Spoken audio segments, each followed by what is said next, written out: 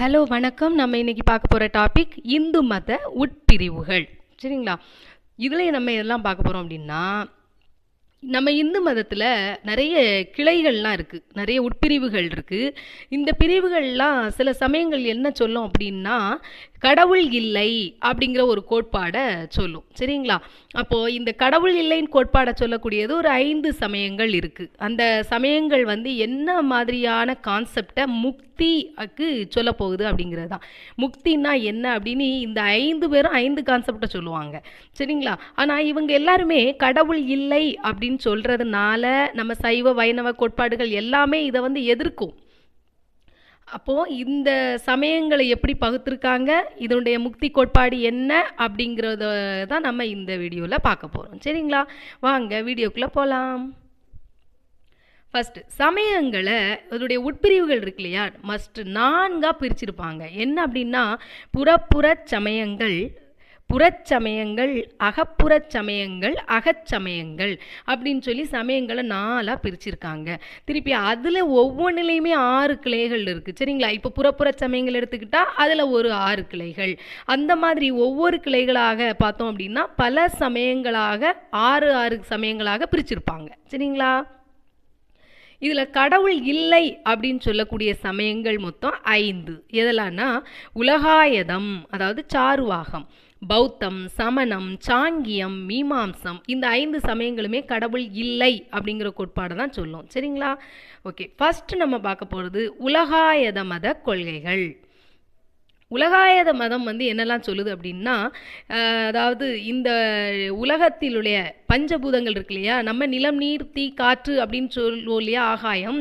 இவங்க என்ன சொல்லுவாங்க அப்படின்னா, ஆகாயத்தை விட்டுருவாங்க. 4 பூதங்கள் தான் இருக்குது அப்படின்னு சொல்லுவாங்க. அது எது? நிலம், நீர், தீ, காற்று. இந்த 4 பூதங்கள் தான் இருக்குது. இந்த 4 சேர்ந்து தான் உடம்பு உண்டாகி அப்புறம் அறிவு உண்டாகுது. அப்புறம் அந்த உடம்பு வளர்ந்துச்சு அப்படின்னா அறிவு வளரும். உடம்பு தேஞ்சுக்கிட்டே இருந்தனா அறிவும் தேயும் அப்படின்னு சொல்லுவாங்க. கடவுள் இல்லை, வினையும் கிடையாது அப்படின்னு சொல்லுவாங்க. இனி நல்ல பெண்களை மணந்து அவங்களோட இன்பம் நுகர்றதான் முக்தின்னு சொல்லுவாங்க. சரிங்களா? அதனால இதை என்ன சொல்லுவோம்? சாருவாகம். இந்த மதத்துக்கு இன்னொரு பேர் சாருவாகம், காட்சிவாதம், நாஸ்திகவாதம் அப்படின்னு பேர் இருக்குது. ஏன் அப்படின்னா, ஒரு பெண்ணை மணந்து அவளோட இன்பம் நுகர்றதான் முக்தின்னு சொல்கிறாங்க. அதனால் இது சாருவாகம். அதுக்கப்புறம் பார்த்தீங்க அப்படின்னா, கண்ணால் கண்டாதான் நம்புவாங்க. கண்ணால் கடவுளை கண்டாதான் கடவுள் இருக்காருன்னு சொல்லிட்டு நம்புவாங்க, இல்லைன்னா நம்ப மாட்டாங்க. அதனால் இது காட்சிவாதம். சரிங்களா? இனி சிலர் என்ன சொல்லுவாங்க அப்படின்னா, உடம்பு தான் ஆன்மான்னு சொல்லுவாங்க. இன்னும் சிலர் சொல்கிறாங்க, இந்த மெய், வாய், இந்த கண், மூக்கு, செவி, கை, கால் இருக்குது பார்த்தீங்களா, இந்த இந்திரியங்கள் இதெல்லாம் தான் ஆன்மான்னு சொல்கிறாங்க. சிலர் பார்த்தோன்னா நம்ம சுவாசிக்கும் இல்லையா காற்று, பிராணவாயு தான் ஆன்மான்னு சொல்லுவாங்க. இன்னும் சிலர் இந்த மனம் தான் ஆன்மா, புத்தி, சித்தம், அகங்காரம் இதெல்லாம் தான் ஆன்மான்னு சொல்லி ஒவ்வொருத்தரும் ஒவ்வொரு மாதிரி சொல்லிக்கிட்டு இருப்பாங்க. ஆனால் உண்மையிலே ஒரு கான்செப்டை நம்ம எடுப்போம். 5 பூதங்கள்னா ஆகாயம் இல்லாமல் இருக்க முடியுமா? முடியாது.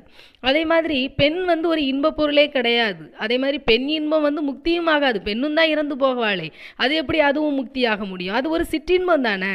அப்போது இந்த சிற்றின்பம் எல்லாமே எப்படி ஒரு முக்தி அடைவதற்கான வழியை காட்ட முடியாது. இப்போ ஒரு பொருள் இருக்கு அப்படின்னா, அறியணும் அப்படின்னா 3 அளவு வேணும். காண்டல் அளவை, கருதல் அளவை, நூல் அளவை அப்படின்னு சொல்லுவோம். சரிங்களா?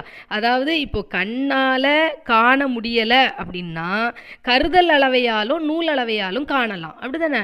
இப்போ கடவுளை கண்ணால் காண முடியலை அப்படிங்கிறதுக்காக கடவுள் இல்லைன்னு சொல்ல முடியாது இல்லையா? அப்போது கடவுளை கண்ட பெரியவர்கள், ஞானத்தால் அறிந்து தெளிந்தவர்கள் தான் என்ன பண்ணியிருக்காங்க, நூல்கள்லாம் எழுதி வச்சுருப்பாங்க, புக்கிலலாம். கடவுளுடைய குணாதிசயங்கள், கடவுளுடைய ஆற்றல், அவருடைய சிறந்த திறமை அத்தனையும் என்ன பண்ணியிருப்பாங்க, புக்கில், நூலில் நிறைய எழுதியிருப்பாங்க, பாடல்களாக எழுதியிருப்பார்கள். அப்போது காண முடியலை அப்படிங்கிறதுக்காக கடவுள் இல்லைன்னு சொல்ல முடியாது இல்லையா?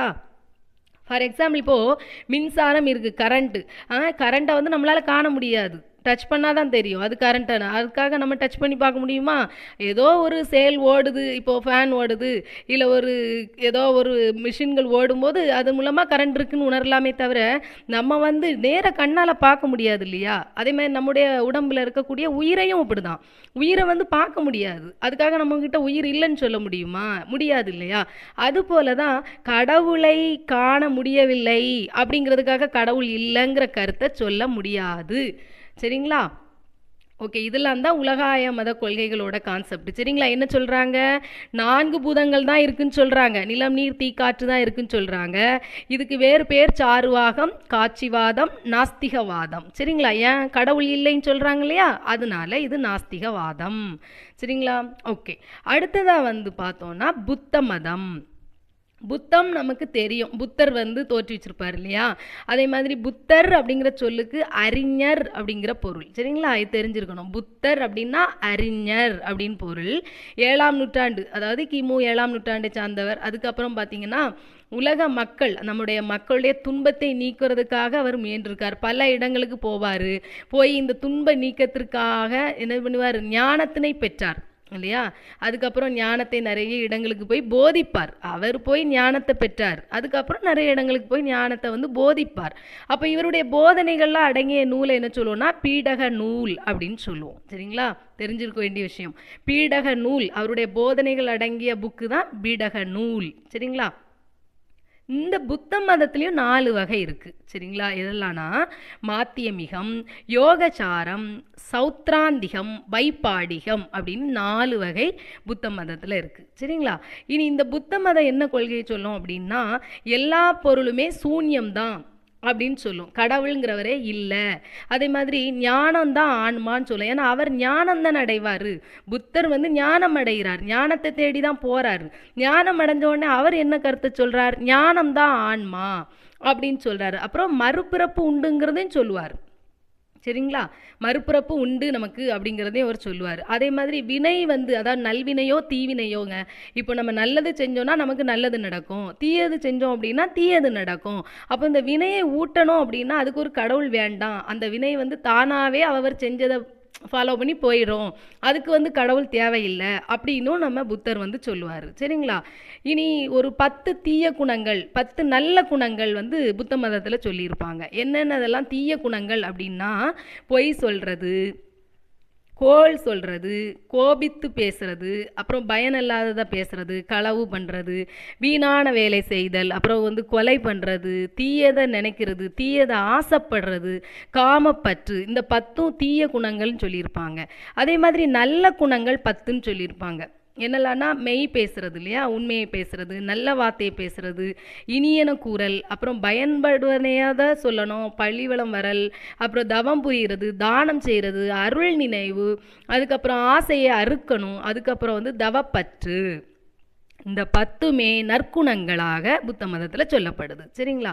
இனி என்ன அப்படின்னா இவங்க முக்தி அப்படின்னா என்னன்னு சொல்கிறாங்கன்னா உருவம், வேதனை, குறிப்பு, பாவனை, விஞ்ஞானம். இதெல்லாம் உருவம், வேதனை, குறிப்பு, பாவனை, விஞ்ஞானம்.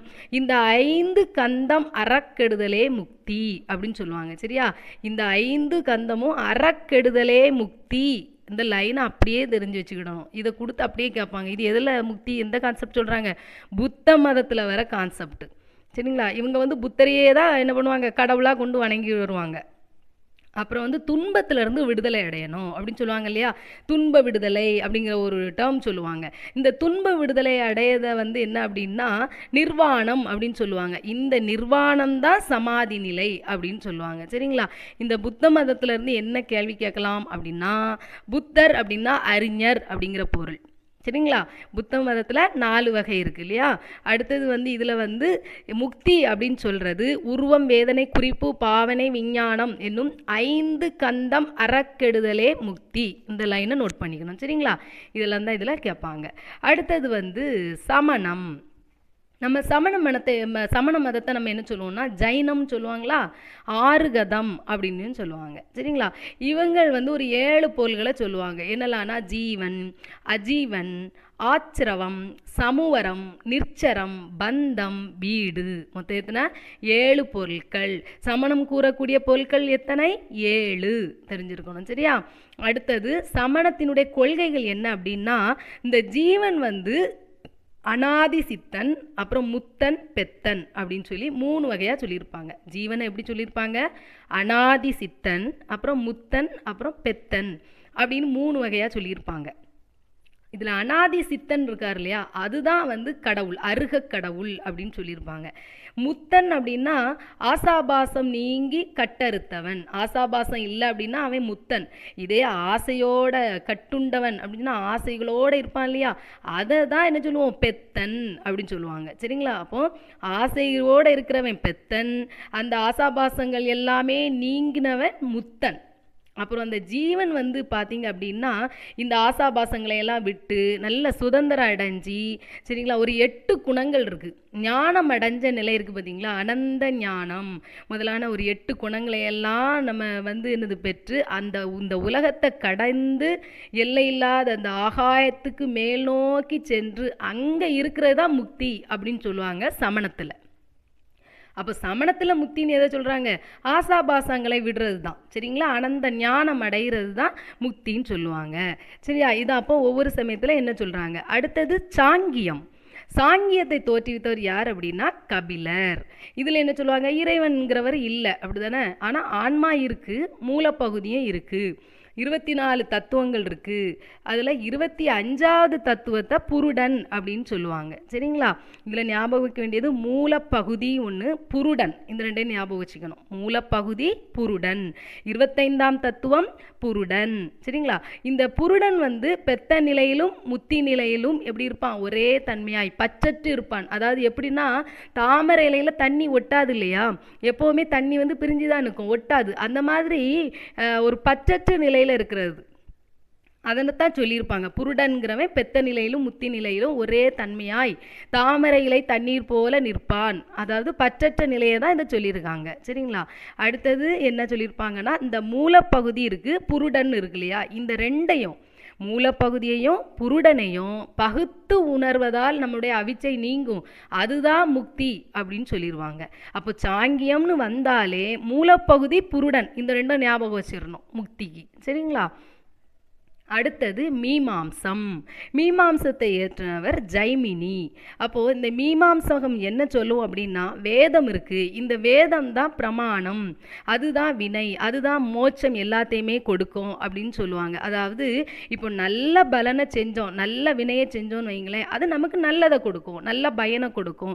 இப்போ கெட்ட காரியங்களெல்லாம் செஞ்சோம் அப்படின்னா அது நமக்கு என்ன செய்யும்? கெட்டதை தான் கொடுக்கும். அதாவது காமிய வினை பலன் கருதி செஞ்சோம் அப்படின்னா அந்த கர்மம் காமிய பயனை கொடுக்கும்.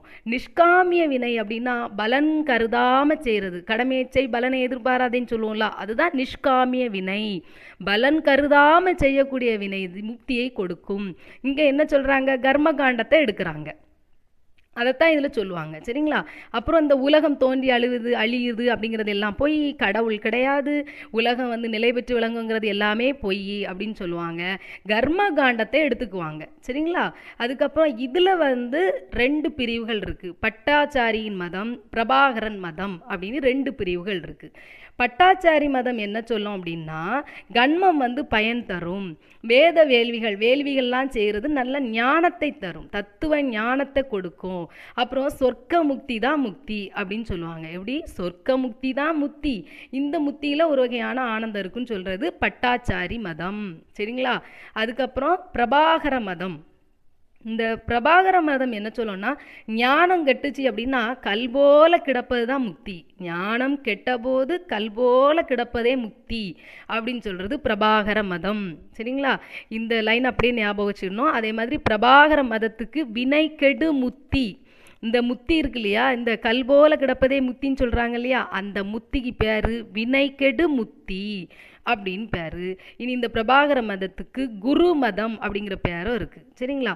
இனி இதில் உத்தரமீமாம்சை இருக்குது. உத்தரமீமாம்சைங்கிறது வேதத்தில் இருக்கக்கூடிய ஞான காண்டத்தை சொல்கிறது. ஞான காண்டம் தான் உத்தரமீமாம்சை. சரிங்களா? இப்போ இந்த பௌத்தம் இருக்குது, சமணம், இதில் கூறப்படக்கூடிய எல்லா ஒழுக்க நெறிகளுமே வந்து இந்து மதத்தில் ஏற்கனவே இருக்கிறது தான். அப்படி தானே? களவு பண்ணக்கூடாது, பொய் சொல்லக்கூடாது, இந்த மாதிரியான ஒழுக்க விஷயங்கள் எல்லாம் இந்து சமயத்தில் இருக்கிறது தானே. புதுசாக என்ன இப்போ சொல்லியிருக்காங்க? இந்து மதத்தில் அனாதியாக இருக்கிறத தான் இந்த பௌத்தம் சமணத்துலலாம் சொல்லிட்டு இருக்காங்க. சரிங்களா?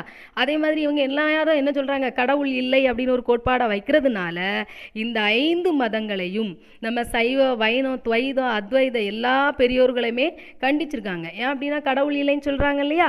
அதனால். சரிங்களா? ஓகே, இப்போது இந்த டாப்பிக்லேருந்து ப்ரீவியஸ் இயரில் என்ன கொஷின்லாம் கேட்டிருக்காங்க அப்படின்னா, கடவுள் இல்லை என கூறும் சமயங்கள் எத்தனை? 5. சரிங்களா? இது கேட்டிருக்காங்க. அடுத்து புத்தங்கிற சொல்லுக்கு அறிஞர் அப்படிங்கிறது பொருள். அடுத்து 5 கந்த மரக்கெடுதலே முத்திங்கிறது புத்த மதத்தில் சொல்லப்படுறது. சரிங்களா?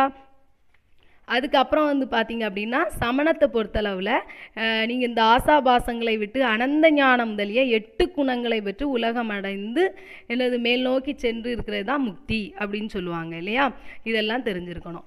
அதுக்கப்புறம் வந்து சாங்கியத்தை இயற்றியவர் யார் அப்படின்னா கபிலர். அதில் வந்து 25ஆம் தத்துவம் வந்து புருடன். சரிங்களா? அடுத்து மீமாம்சத்தை எழுதியவர் யார்? ஜைமினிங்கிறது தெரிஞ்சிருக்கணும். அதே மாதிரி பிரபாகர மதம் என்ன சொல்லுது? ஞானம் கெட்டபோது கல் போல கிடப்பதே முக்தி, இது வினைகடு முக்தி. சரிங்களா? உத்தரமீமாம்சைங்கிறது ஞான காண்டம். இதெல்லாம் தான் பாயிண்ட்ஸ். சரிங்களா?